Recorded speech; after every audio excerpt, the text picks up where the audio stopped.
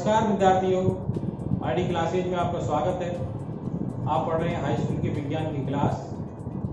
अब तक आपने विद्युत में विद्युत धारा, विद्युत आवेश और प्रतिरोधों का श्रेणीक्रम समांतर क्रम में जोड़ना ये समझा था।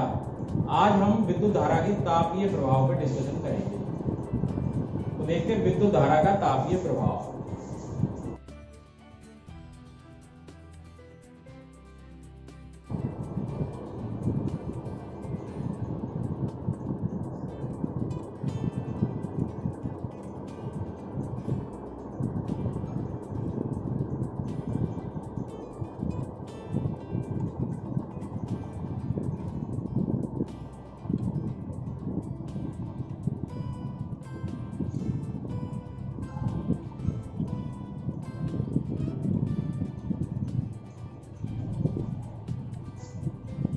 ध्यान देंगे विद्युत धारा का तापीय प्रभाव क्या है। देखिए, जब किसी चालक में विद्युत धारा प्रवाहित करते हैं तो उसके इलेक्ट्रॉन गति करने लगते हैं। ये अनियमित गति कर लेते हैं, उसमें गति ऊर्जा बढ़ जाती है। तो उसके परमाणु से, जिस चालक का तार जो जिस परमाणु में का है उस परमाणु से टकराते हैं। तो टकराने पर क्या होता है? ताप बढ़ जाता है। क्या बढ़ जाता है? ताप बढ़ जाता है। तो ये विद्युत धारा प्रवाहित करने पर जो ताप वृद्धि है उसे कहते हैं विद्युत धारा का तापीय प्रभाव। इससे क्या होता है? जैसे आप उदाहरण लें, बल्ब है। बल्ब में जब विद्युत धारा प्रवाहित होती है तो क्या होता है? उससे जो इलेक्ट्रॉन उत्सर्जन होते हैं तो उससे क्या होता है? ताप बढ़ जाता है ना। उससे तप गर्म हो जाता है। उससे क्या उसका प्रभाव क्या पड़ता है? हमें प्रकाश प्राप्त हो जाता है। ऐसे आप प्रेस करते हैं, इस्त्री जो करते हैं, वो भी क्या है? विद्युत धारा का तापीय प्रभाव है। उसमें भी क्या होता है? विद्युत धारा बहने से चालक में क्या हो जाता है? जब इलेक्ट्रॉन अनियमित गति करने लगती हैं, गति ऊर्जा बढ़ जाती है, अपने परमाणु से टकराने लगती हैं और टकराने लगती है तो उससे क्या होता है? ताप बढ़ा देता है। उस चालक का पूरे का ताप बढ़ा देता है। उसका प्रयोग हम क्या करते हैं? प्रेस करने में करते हैं। तो ऐसे अनेक उदाहरण है। घरों में जैसे फ्यूज लगाते हैं, तो फ्यूज क्यों लगाते हैं? तो फ्यूज इसलिए लगाते हैं जब आपका कोई शॉर्ट सर्किट हो, यानी कभी दोनों तार मिल जाए और शॉर्ट सर्किट हो तो आपका जो भी उपकरण घर में लगे हैं वो जल सकते हैं। पर उससे क्या होता है? वो ताप जो बढ़ता है तो आपको जो फ्यूज लगा हुआ है वहां, तो उस ताप बढ़ने से है ना, वो फ्यूज क्या हो जाता है? पिघलने लग जाता है। और वो क्या हो जाता है? जब पिघल जाता है तो वहां से सर्किट टूट जाता है, इसलिए धारा जाना बंद हो जाती है। इसलिए हमारे उपकरण फूकने से बच जाते हैं। तो अब आप क्या निष्कर्ष समझे कि विद्युत धारा के तापीय प्रभाव को किसे कहते हैं? बुध हैं। किसी चालक में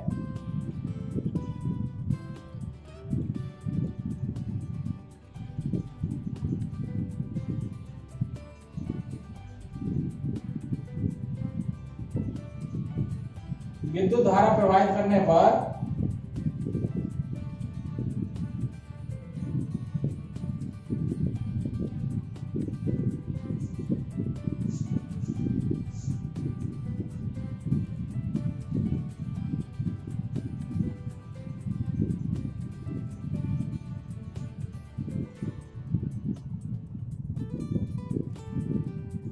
उस चालक का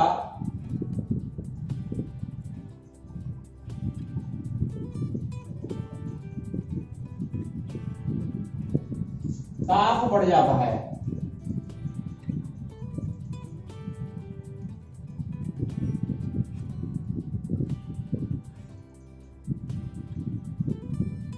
तो मैंने बताया था ताप कैसे बढ़ जाता है? जब किसी चालक में करंट प्रवाहित करते हैं, है ना, तो ये अनियमित गति है, गति ऊर्जा बढ़ जाती है और उसके परमाणु से, यानी चालक जो है उसके परमाणु से टकराने लगते हैं। इसके क्या हो जाता है? परिणाम स्वरूप ताप बढ़ जाता है। अब इस ताप का हमें उपयोग करना है अपने यंत्रों में, है ना, तो उसे क्या कहते हैं? विद्युत धारा का तापीय प्रभाव कहते हैं। ताप बढ़ जाता है तो इस घटना को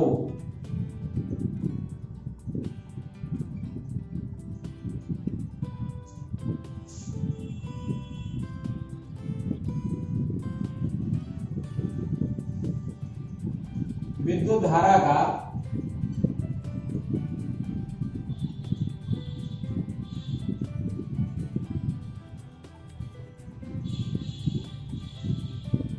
तापीय प्रभाव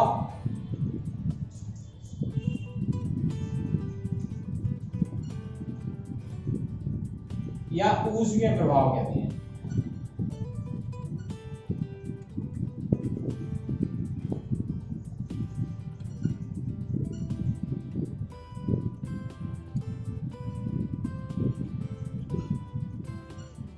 तो समझ में आ गया ऊष्मीय प्रभाव क्या है, तापीय प्रभाव क्या है, विद्युत धारा का तापीय प्रभाव। तो इसका प्रभाव कहाँ का यूज किया जाता है, जैसे विद्युत बल्ब, क्या विद्युत बल्ब है,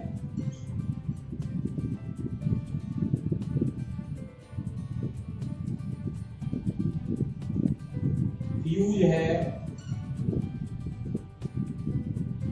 हीटर में भी इसी का उपयोग करते हैं, हीटर है, और आपकी स्त्री है जो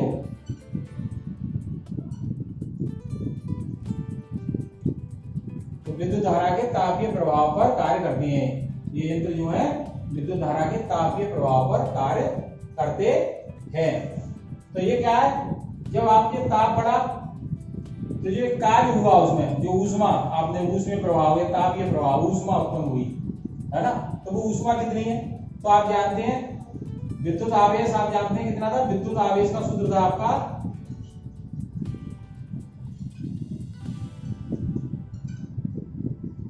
विद्युत आवेश Q बराबर क्या था, I इंटू टी, और आपने विभवांतर पढ़ा था V बराबर क्या था, W अपॉन Q।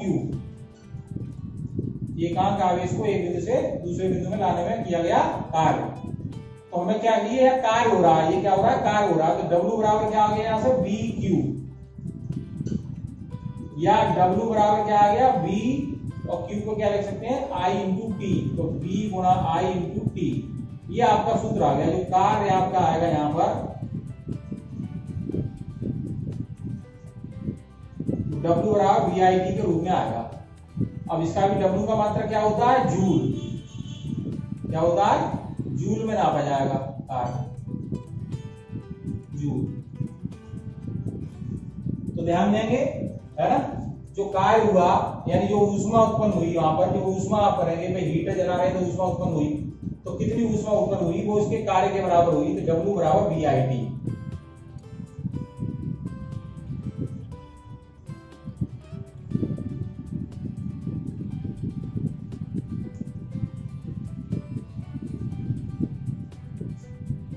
आपका एक सूत्र निकल के आ गया, W बराबर VIT, और ये किसमें होता है, जूल में। अब ऊष्मा को कैलोरी में भी नापते हैं, किसमें नापते हैं, कैलोरी में। तो कैलोरी में क्या होता है, उसको H में प्रदर्शित कर लेते हैं ऊष्मा को, H बराबर W बटे 4.2, एक कैलोरी का 4.2 जूल होते हैं। तो जूल को कैलोरी में बदलने के लिए 4.2 का भाग देते हैं, तो ये कैलोरी में आ गई।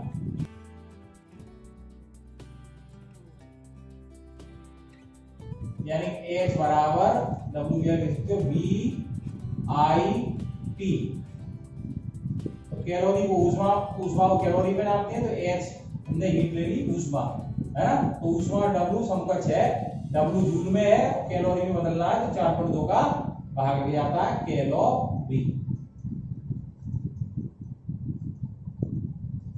अब W के और भी सूत्र देख सकते हैं, क्योंकि आपने देखा था कोई आप प्रतिरोध भी लगाते हैं किसी पर्वत में, R के पदों में क्या हो सकता है, केवल I के पदों में क्या हो सकता है, B के पदों में क्या हो सकता है। तो आपका देखिए W बराबर जो VIT था, अब पर्वत में मान लो प्रतिरोध R है,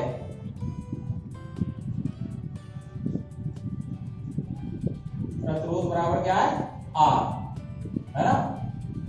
अब हमें B में नहीं लेना, I और R में लेना है संबंध, तो हम जानते हैं V बराबर RI, तो V की जगह RI रख सकते हैं, इसमें क्या रख सकते हैं, RI।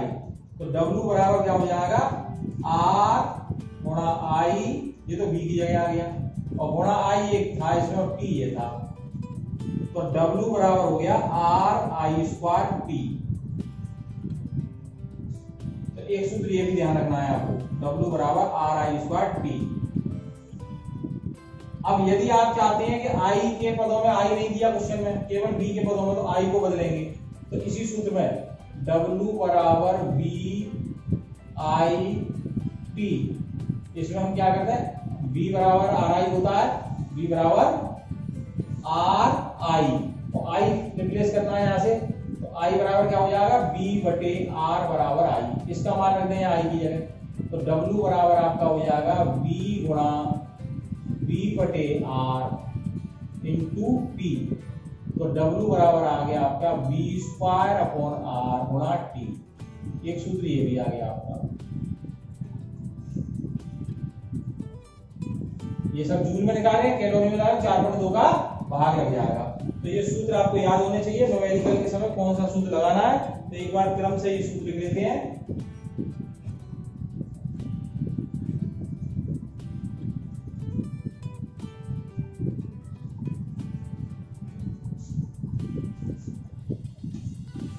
तो देखिए पहला सूत्र हो गया आपका W बराबर V गुणा Q, ये आप पहले ही पढ़ चुके हैं। दूसरा सूत्र हो गया W बराबर B गुणा I गुणा T, ठीक है। तीसरा सूत्र हो गया B को RI में बदल दें, तो W बराबर R और I इसका I स्क्वायर T। चौथा सूत्र हो गया W बराबर I को B बटे R कर दें, तो B स्क्वायर हो जाएगा बटे R आ जाएगा इंटू T। तो ये 4 सूत्र इसमें। और अगर आपको कैलोरी में बदलना है तो H बराबर W बटे 4.2 कैलोरी, और W दिया गया, इसमें से कोई सा भी सूत्र आ सकता है, ठीक है। तो ये सूत्र ध्यान रखने हैं आपको न्यूमेरिकल के लिए, ठीक है। आगे देखते हैं।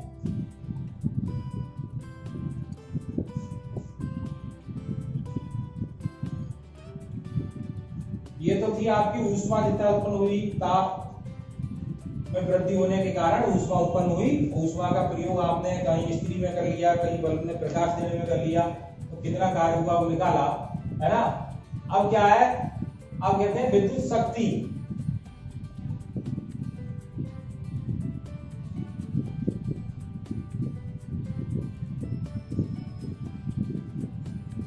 विद्युत शक्ति या विद्युत सामर्थ्य, इसे क्या कहते हैं, इसकी परिभाषा क्या बनेगी। तो जो आपको कार्य मिल रहा था, तो कितने समय में कितना कार्य मिला, यानी कार्य करने की दर को क्या कहते हैं, है ना, विद्युत शक्ति। क्या कहते हैं, विद्युत शक्ति। तो विद्युत शक्ति में पढ़ेंगे जब किसी परपथ में विद्युत ऊर्जा के व्यय होने की दर, क्या, किसी परपथ में अभी जो ऊर्जा आई थी आपकी W आई थी, वो तो टोटल ऊर्जा आ गई। अब आप हिसाब लगाएं तो कितने समय में कितनी ऊर्जा व्यय करनी पड़ती है। तो किसी परपथ में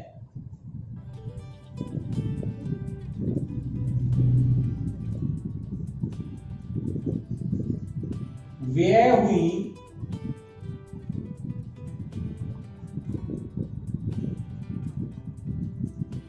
ऊर्जा की दर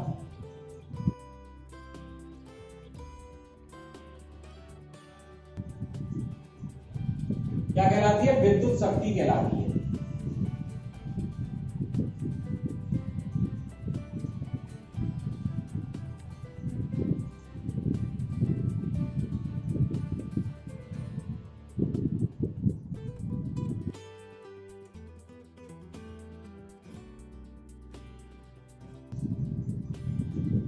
और कार्य यानी व्यय ऊर्जा की दर कार्य के बराबर होती है ऊर्जा, तो P बराबर W अपॉन T, कार्य करने की दर या व्यय ऊर्जा की दर, जितनी इस परपथ में ऊर्जा व्यय हुई उसकी दर को क्या कहते हैं, सामर्थ्य कहते हैं, शक्ति कहते हैं। और इसका मात्रक क्या होता है, वाट। क्या होता है, वाट।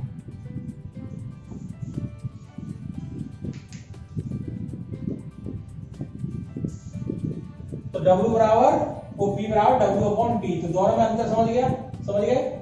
W जो था आपका वो VIT आया था वहां से, है ना, तो W बराबर उसी सूत्र को यूज कर सकते हैं।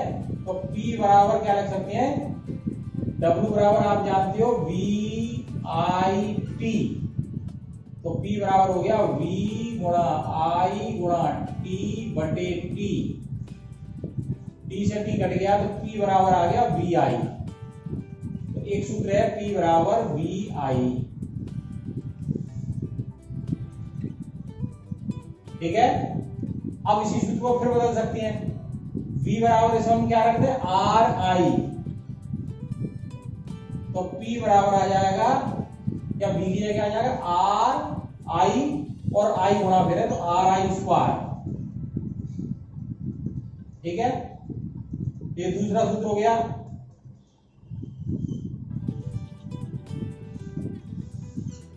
आप इसमें V की जगह क्या रखते हैं, I की जगह I बराबर V बटे R, तो P बराबर V गुणा V बटे R, तो P बराबर एक सूत्र आ जाएगा V स्क्वायर अपॉन R।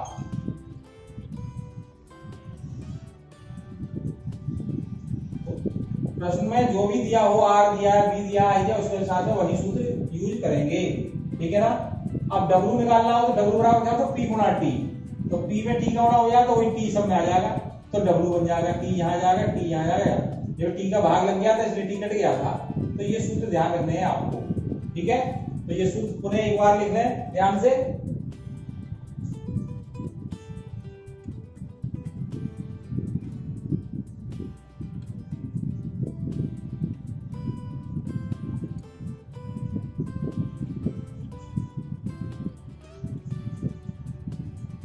तो देखिए P बराबर था W अपॉन T, इसलिए P बराबर क्या आ गया VIT बटे T करके P बराबर क्या आ गया V गुणा I गुणा T बटे T, T से T कट गया था, P बराबर VI,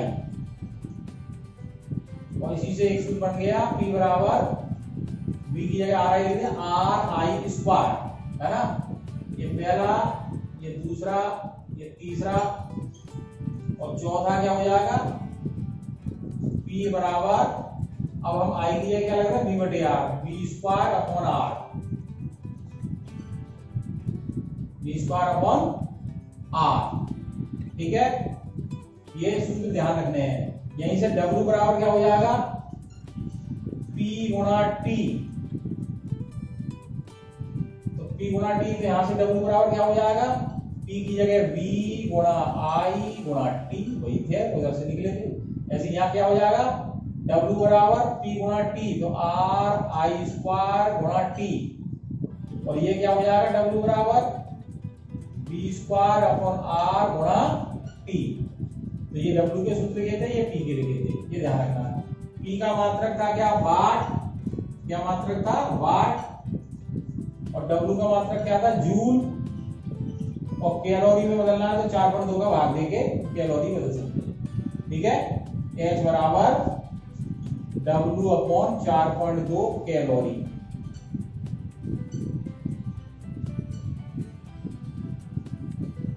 अब इसकी बड़ी इकाई हो सकती है किलोवाट, है ना। तो 1 किलोवाट बराबर क्या होता है,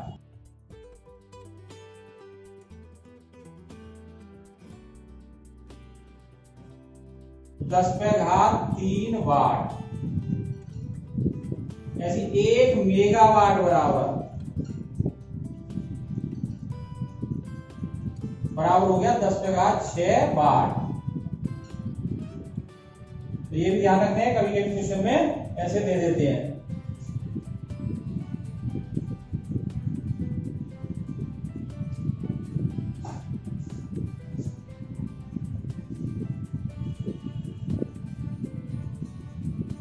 अब देखिए यहां से W की इकाई इसी तरह से निकालते हैं। W बराबर P गुणा T, तो एक तो मात्रक था W का जूल, एक W का मात्रक क्या था जूल, या इसी का मात्रक क्या हो जाएगा इसी से वाट सेकंड, क्या हो जाएगा वाट सेकंड,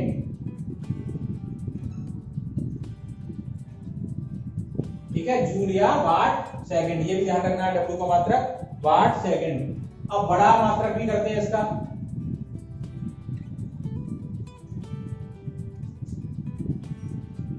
अब वाट सेकंड या जूल के बराबर होता है ना, इसका मतलब 1 वाट सेकंड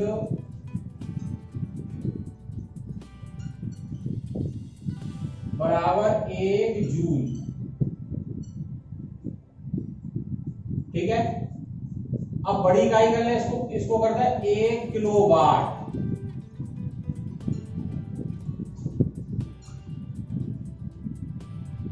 और सेकंड को करता है घंटा। 1 किलोवाट घंटा बराबर कितने जूल, ये पूछ लेता है कितने जूल।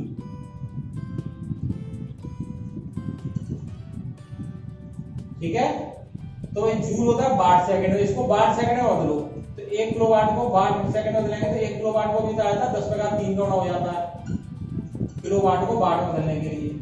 और घंटा को मिनट में बदलेंगे तो 60 का होना, और मिनट को सेकंड में बदलेंगे तो 60 का, यानी 1 किलोवाट घंटा बराबर ये आ गया इतना, क्या हो गया वाट, ये हो गया वाट सेकंड, क्या हो गया वाट सेकंड, जिसे कहते हैं या जूल, या यानी जूल बोल सकते हो। इसलिए 1 किलोवाट घंटा बराबर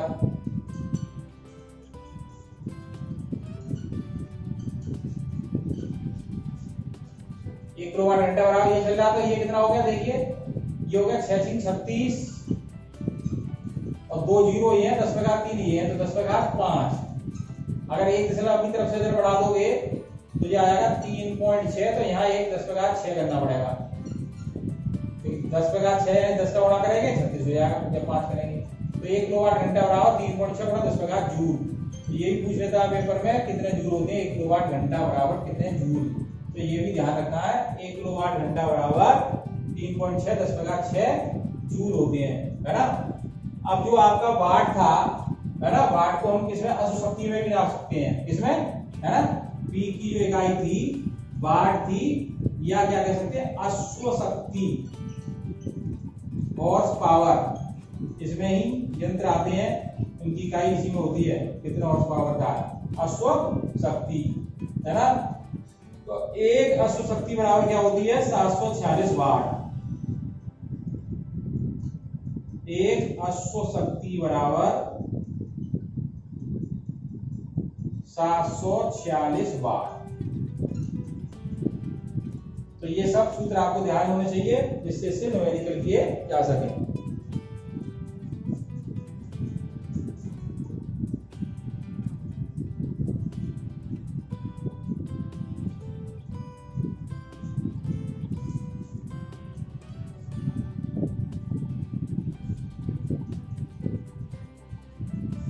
एक न्यूमेरिकल देख लेते हैं इसका।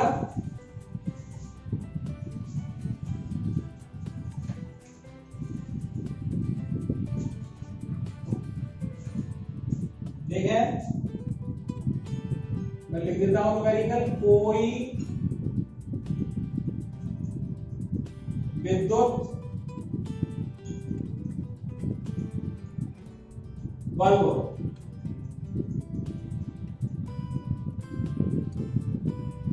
220 वोल्ट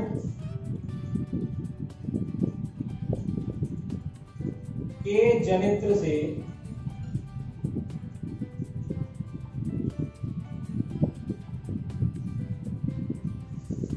संयोजित है।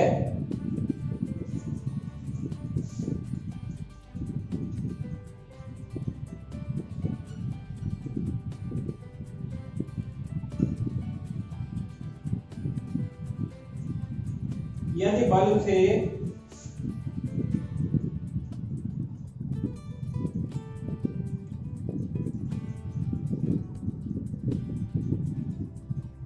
यदि बल्ब से 0.50 एम्पियर विद्युत धारा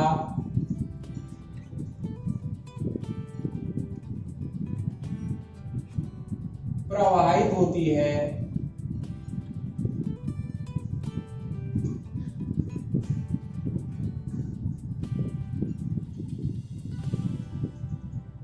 तो बल्ब की शक्ति बतानी है। तो बल्ब की शक्ति यानी सामर्थ्य यानी पी की शक्ति बताओ।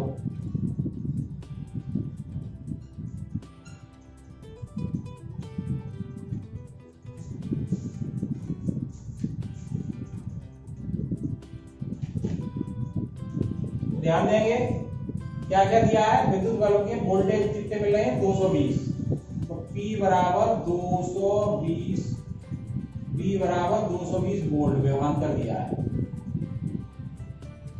और बल्ब में कितनी धारा प्रवाहित हो रही है, I बराबर 0.50 एम्पियर। और क्या पूछिए, P पूछिए, तो P के लिए सिंपल क्वेश्चन है, P बराबर क्या होता है VI। तो P बराबर क्या दिया, V की जगह 220, I की जगह 0.5। अगर I की जगह उसने R दिया होता तो V स्क्वायर बटे R वाला सूत्र लगता, और V नहीं दिया, I और R दिया होता तो RI स्क्वायर वाला सूत्र लगता। ये ध्यान रखना। तो P बराबर कितना हो जाएगा, 5 10 का 0, हासिल 1 5 10 11, और 1 दशमलव इसका या पूरा कर लो आप, ये 5 का होना हो गया, इसमें 220 में 1100। अब हमने ये दशमलव लगाया नहीं, 1 दशमलव रह गया तो 1 दशमलव यहां लग जाएगा, तो क्या आ जाएगा 110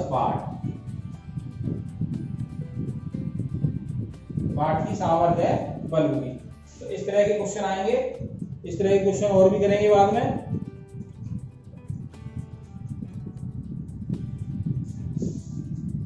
तो इस चैप्टर में आपने शुरू से अब तक विद्युत आवेश, विद्युत धारा, विद्युत विभवांतर, प्रतिरोध, प्रतिरोधों का संयोजन और विशिष्ट प्रतिरोध, और इसके बाद आपका विद्युत धारा का तापीय प्रभाव, इतना सब कुछ आप तैयार करेंगे। इसके न्यूमेरिकल का अभ्यास करेंगे।